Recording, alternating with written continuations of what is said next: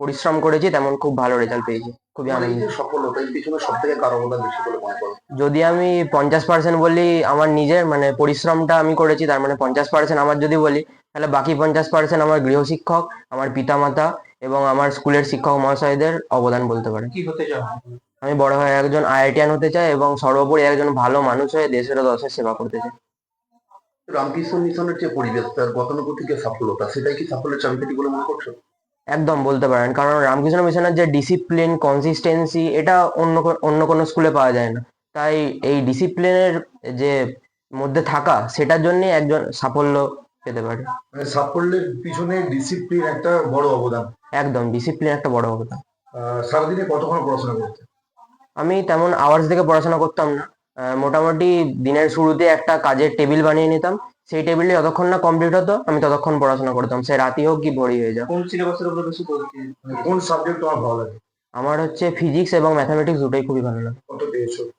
এখন ওয়েবসাইট দেখা হয় না, পরে দেখে টোটাল নেবো। কত পেয়েছো? টোটাল 690। তোমার নাম? আমার নাম সৌমাল্য ঘোষ। তোমার র্যাঙ্ক কত পেয়েছো? আমার র্যাঙ্ক 8।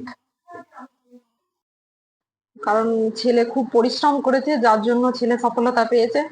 মানে তার সাথে আমরাও থাকতাম, জেগে থাকতাম। ও রাত জেগে খুব পড়াশোনা করতো, মানে টেস্টের পর থেকে খুব পড়াশোনা করতো, এবং ছোটবেলা থেকে ওর খুব জেদ ছিল একটা, যে জিনিসটা নিয়ে পড়াশোনা করছি সেটা যতক্ষণ না সারা হবে ততক্ষণ ও উঠতো না। বড় হয়ে ছেলেকে কি দেখতে চান? আমরা মানুষ হিসাবেই দেখতে চাই, বড় ব্যারিস্টার ডাক্তার এসব কিছু নয়। ও মানুষ হোক, ওর বাবা যেমন সকলের মানে পাশে থাকে, কোনো কষ্ট হলে তাদের পাশে গিয়ে দাঁড়ায়, ও সেরকম হোক আর নিজের নিজের সাফল্যতা অর্জন করুক, এটা। ছেলে মাধ্যমিকে কি র্যাঙ্ক করেছে? অষ্টম হয়েছে। কোথায় পড়তো? কামারপুকুর রামকৃষ্ণ মিশন। ছেলের এই যে সফলতার পিছনে তাকে মানে সব থেকে কার অবদান বেশি বলে মনে করে? ছেলের তো অবশ্যই, ছেলের জেদ, ছেলের সফলতা ছেলের পিছনে। আর তার সঙ্গে টিউশন মাস্টাররা ওকে ফ্রিতে পড়াতো, এবং স্কুলের স্যারেদের প্রচুর সাহায্য পেয়েছে, যার জন্য ও সফলতা পেয়েছে। নিউজ আমার বাংলা, বাংলার মানুষের কথা বলে।